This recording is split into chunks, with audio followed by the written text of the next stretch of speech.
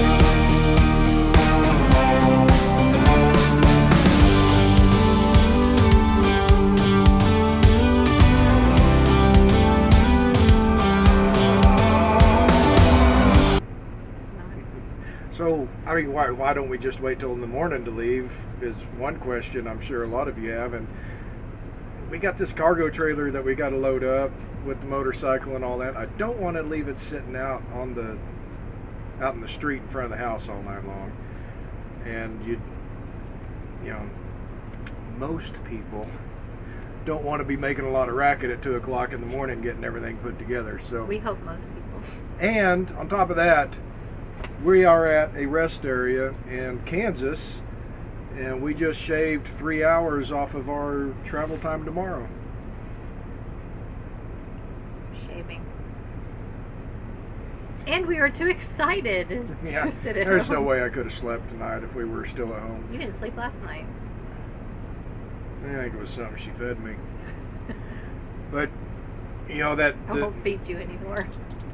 It was a busy day. I mean, we had till 5 o'clock to get everything all packed up, but we stayed busy the whole time, you know, mowing the lawn, getting everything all buttoned up at the house, ready to be vacant for a couple of weeks, and just it was hot outside today. Yeah. It was in the high 90s, and I'm sure the heat index was over 100. The mountains were for sure calling this time. Yes, and loading up that trailer, kind of had to pace yourself, or I'm just lazy. I don't know which. Either the heat or I'm lazy. You guys decide which one it was. And we're at the rest area. No sense in paying for a KOA tonight. We're just going to be sleeping and moving down the road. And our camper is awesome when all the slide outs are Oh in. yeah, it's great. Mean, it's just comfortable. We sit here and watch TV for 15-20 minutes. Plenty of room to walk. I mean, not plenty. I'm not saying it's like wide open, but there's still plenty of room to walk back and forth, get in bed and out. Yeah, it's moments like these with where we really appreciate what we bought.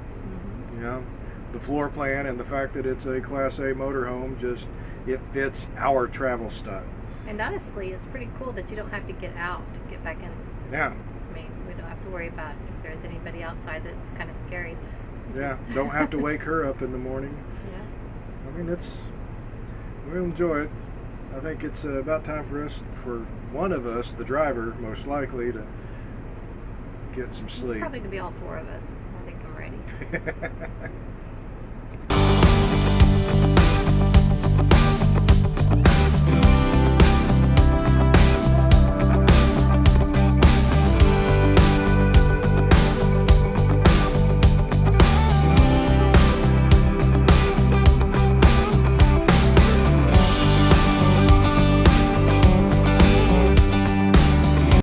Day 2 of the trip to Colorado. I woke up at 6 o'clock this morning and started driving. I think Terry woke up hour and a half later, so we pulled over and had a little breakfast, made some pancakes for breakfast. One of the beauties of a Class A RV. We didn't have to get out, just pull over, cook breakfast. Then we made a second stop, get gas. I was down to about half a tank, and I couldn't remember how far it was to the next Flying J. Not that I'm a huge fan of Flying J, but I do have the card, so that's why we use it. So went in and stopped and got gas. That was about, I don't know, an hour or so ago. And now we have just pulled over to stretch our legs. It's about 10:30 in the morning. We have about 300 miles to go yet, and I know a lot of folks that 300 miles is their limit for the day. And really, our travel distance is dependent upon how much time we're spending at our destination and how much time I have off for vacation. We like to spend as much time as possible at Rocky Mountain National Park, ain't that right? Yes. Can we live there? And we have made the trip in a day. Yes, we have. And it really wasn't out of the question to do it this time, but I like this way of traveling. We stop every hour and a half or so, just pull over, stretch our legs, take our time about getting there. We can drive all day long doing it this way. Very relaxing. Yeah, it is. It is very relaxing. And if it wasn't during, if this traveling wasn't during a pandemic, we would actually stop at a museum or something along the way. There's been a couple of museums here in Kansas that would make for an interesting stop. Which, by the way, I haven't got one on video yet, but there are stone fence posts in this area of Kansas. Chris taught me why they're stone. Yeah. When the pioneers came out here, there were so few trees that they had to use what was available for fence posts, and stone was most readily available, so they used those for fence posts. Pretty interesting. You still see them out. Of course, you know they're going to last for forever, so you still see fence lines. There's really still not that many trees as far as to harvest to make posts. Yeah. Motorcycles are aplenty today. This is August 15th. So next to the last day of the Sturgis Motorcycle Rally, and it looks like we got a lot of people that left Friday to start heading back home so they'd get back by Sunday, because you'll see groups of motorcycles come by, and I mean just countless groups that we've seen just today. So it's nice weather so far. It's going to get hot, but this morning is beautiful. So yeah. Nice weather to ride in. And not too awful windy, which I don't like going east-west across Kansas because of the wind. Well, I was talking about motorcycles. It's nice to ride in, not necessarily drive the motorhome. Then we're going to get back on the road for another hour or so and pull over, take another break. We still have 326 miles to go. Got all day to do it. Sounds good. They're working hard. I don't know that I would call that working. Although I have been known to call that working.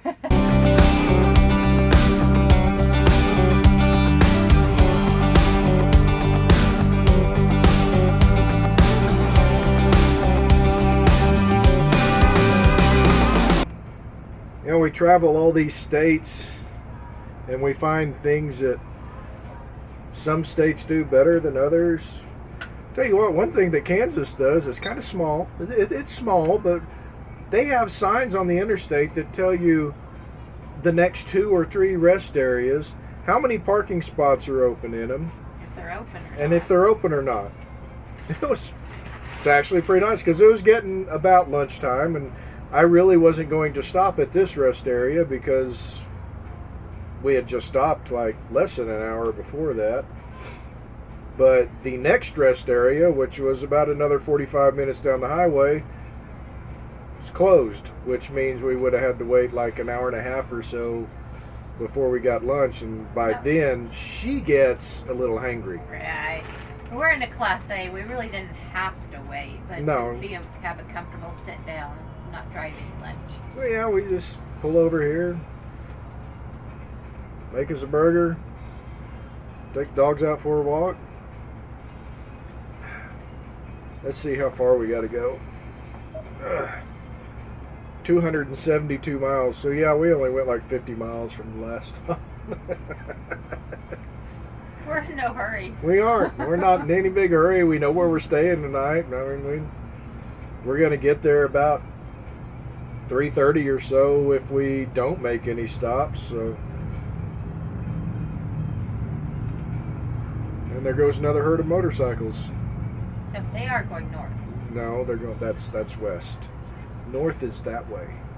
Okay, I don't know my directions, and y'all know that now. I guess it's. I didn't even know we turned off I-35. Yeah, she doesn't pay much attention. She usually has her nose in her phone. I just follow. Yeah. Well, I guess we ought to hit the road.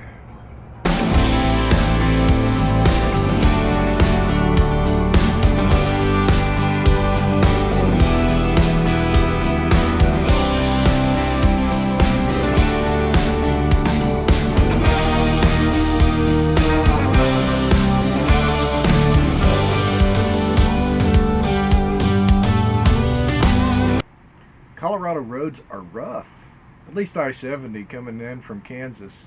Wow, it was like we hit the state line and the motorhome started going dun, dun, dun, dun, dun, dun, dun, dun, dun, dun, dun. Ain't that right? What did it do? I ain't gonna tell you again. We are in Colorado. This is our second to the last stop. We have 127 miles to go. One more gas stop. Looks like we're getting there sometime after 4 o'clock. It's not bad. No, not bad at all. Have a little bit of chill time, eat some dinner. It's been a nice day. I enjoy driving, I guess. That's probably why these long days don't bother me a whole lot. And we stop frequently, so. I'm glad you enjoy driving, because I'm not going to drive this.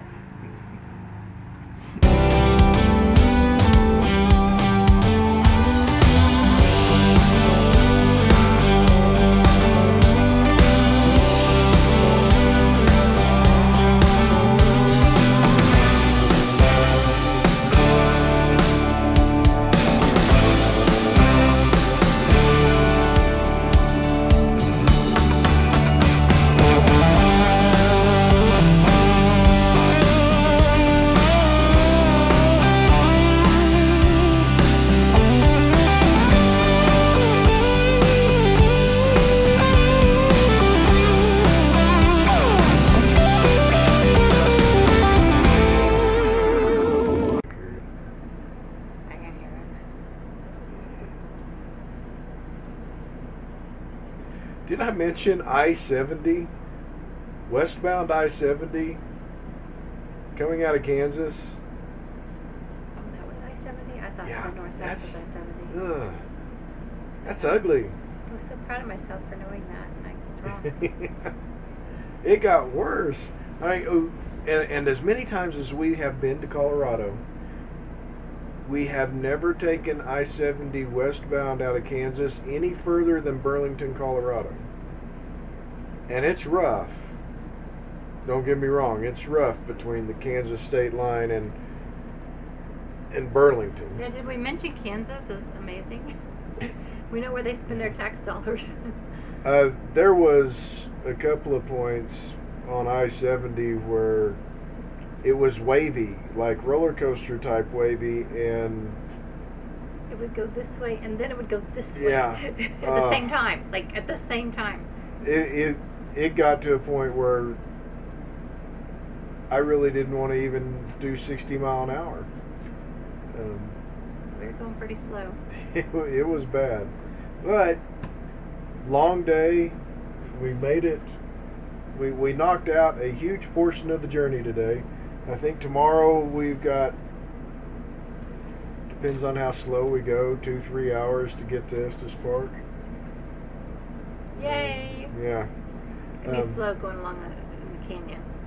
Yeah, no, I mean, we're going to take our time, but just like we did today. It was 12 hours. We got here 12 hours after we left the rest area this morning.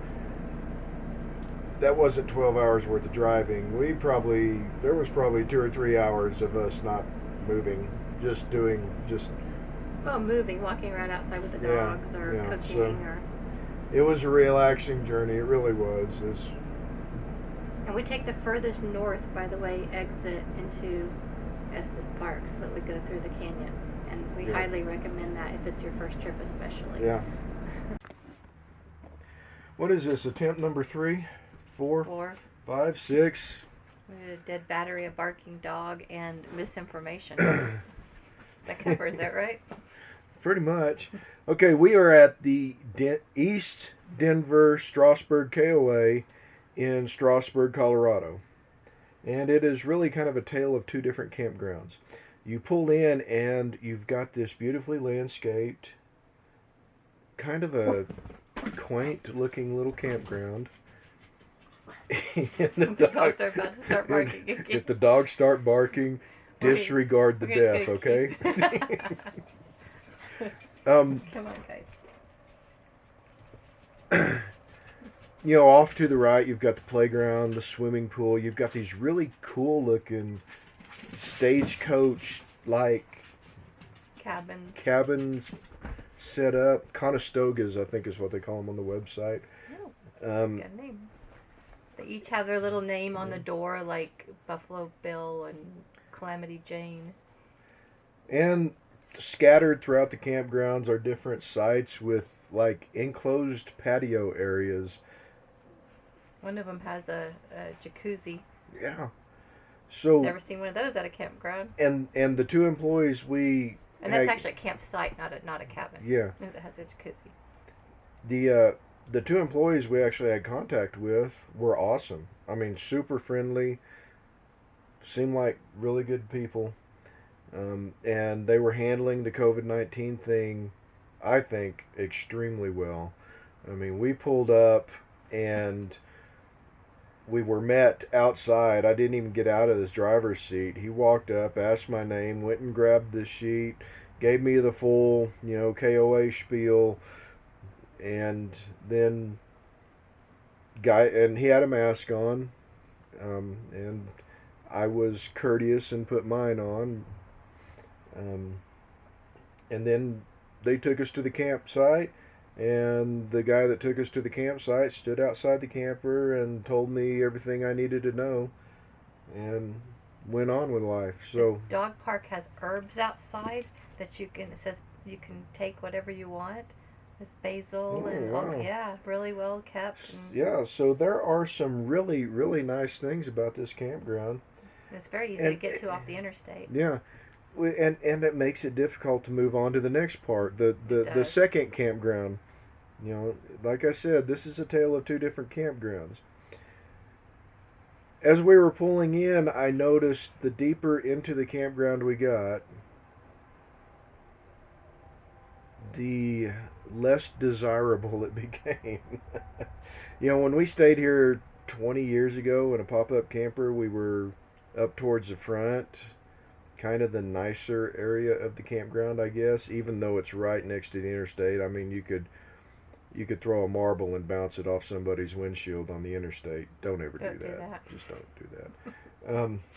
We're not here to give you ideas like that. So if you're in a soft-sided camper or a tent, probably not. I mean, it's gonna be noisy. I even heard all the traffic this morning when I was up inside our motorhome. So, but like I said, the deeper you get into it, the less desirable it becomes. There are a lot of lifetimers out here.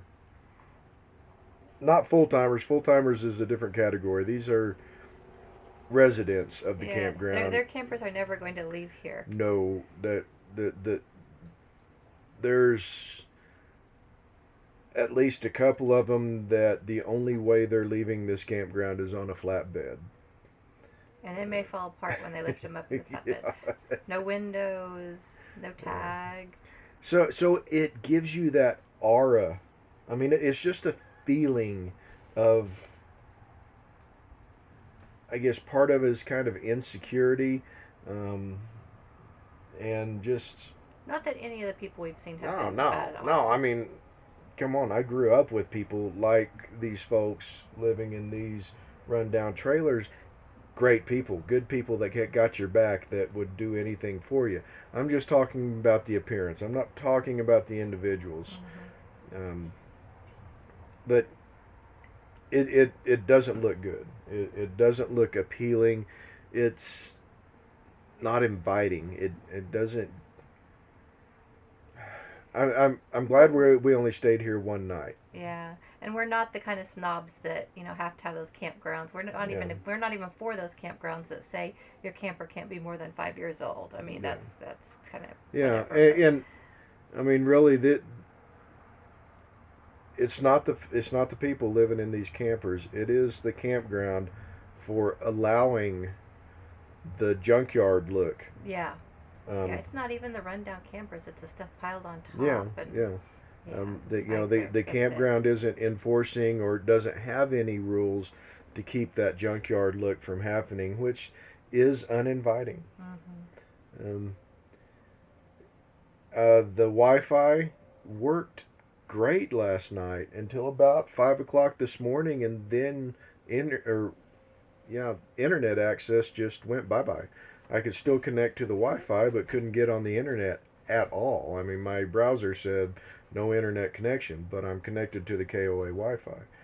So I don't know what happened there. I don't know if it went out this morning or if they, some campgrounds like to do a reset that boots everybody off at a certain time of night just so that they have to log back in, just kind of a speed bump, a traffic regulation type thing that they're doing, just to, like if people are overloading it. Yeah, downloading huge files or something overnight, they can makes them stop and go to sleep, and so then it's not so bad.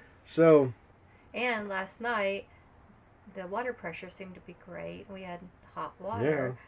And our camper has to have a certain water pressure in order to have hot water. And we've done a video about that, the hot water heater. It's a very popular video, and there's been a couple of people that have badmouthed me on about that video, but I mean, it's the truth. Our hot water heater, we have to have so much pressure for the hot water to actually work. And it was great when we got here until we went to take a shower. Yeah, it seems like there's fluctuating water pressure out here, because when I turned on the sink last night when we got here, you could have scalded your hands. And then early this morning I was washing my hands before I put my contact lenses in, and it was lukewarm, and the water pressure was low. It was almost like the pump was on instead of hooked up to water. Yeah. So it seems like a fluctuating water pressure thing going on here. The dog park has, we've talked about this before, and this is starting to really become my thing, especially at KOAs. The dog parks seem to have fences that are a little bit too high at the bottom where dogs can go under, which you don't want on vacation. You don't want to lose your dog. I mean, you don't want to ever lose your dog, and vacation is even harder because you're away from home. It's harder to get them back. Some people are elderly and can't go, that camp and can't chase their dogs down, and this one was some of the worst. There were slats missing in the fence, And the worst part of that is on the other side of this fence where the slats were missing, you can't get to. It's like outside the campground. I mean, you would have to get in a car and go drive around to the other, I mean, way off. I mean, your dog's going to be long gone by the time you get your dog. I mean, that's a serious thing. They really need to look at this. The sites themselves, very tight. Very, very, I mean. You can't put your awning out. Yeah, can't. The site we were in, you cannot put the awning out. The picnic table was actually one side of the seating was over the sewer drain for the neighbor's camper, and there's no other place to put the picnic table because there's no room. The site was so tight that we had to walk under the slide out in order to get to the back of the camper. Yep. And you open up the front door, and within one step is the water and electric hookup for the neighboring camper. Yep. Way too tight. I understand they've got to make money, but yeah, this was extreme. Yeah, this is pretty tight. I don't think Circus was this. No, it wasn't. Circus wasn't even this tight. No. Now the KOA in Estes Park was this tight. Yeah. So I mean, something about Colorado KOAs, I guess. I don't know. Pack them in tight, stack them high. Fit all those tourists in. You know, and this is not a cheap campground. Is it not? No, it was $60 or something like that. I'll have to put a price tag here at the bottom of the screen, but it was expensive, and the pool is closed because of COVID-19, and a couple other things aren't going on because of COVID-19, and we're still getting charged full price for the stay. Which I'm in between yeah, on that. so am I. I'm in between on it. They need the money. This has been a rough year. They need the money, but you know, they tell you that part of the fee is because they've got to upkeep the pool and upkeep this and that. Since they don't need to upkeep the pool, maybe they should upkeep the dog park. Do something. Yeah, because the pool is, I mean, really closed. It's covered. I've got everything. Video of so that. Anyway, won't be back here. Sadly, I hate that with nice people, and they're trying because, well, somewhat trying because it's really cute. Unless something really, really changes here, I don't see us ever coming back here. And I don't like saying that. I do not like bad-mouthing campgrounds, so because there's a lot of hard-working folks running these campgrounds, so, and providing us with some nice, peaceful places to stay. It was quiet. It was quiet here. Yeah. Other than the traffic noise from I-70. But we're back a ways. Yeah. We're in the back of the campground. So, anyway, guys, that was our big journey out to Colorado. I know this video went long. I mean, my gosh, this conversation itself went over 10 minutes. So, hope you stuck around for the whole thing. If you did, get a cookie. You deserve it. We're not giving you one, but no. Go get your own cookie. You can't have my cookies. We'll catch y'all down the trail. See ya.